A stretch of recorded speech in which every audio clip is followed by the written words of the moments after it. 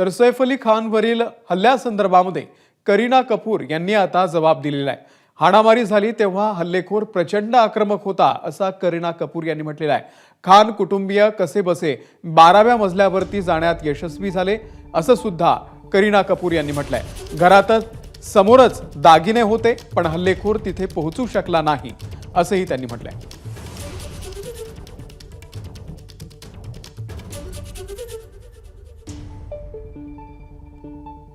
तर हल्लेखोर घरामध्ये शिरला तेव्हा प्रचंड आक्रमक होता। हाणामारी झाली तेव्हाही हल्लेखोर प्रचंड आक्रमक होता। आक्रमक हल्लेखोरापासून कसाबसा बचाव करून खाट कुटुंबीय 12व्या मजल्यावरती पोहोचले। एबीपी माझा, उघडा डोळे बघा नीट।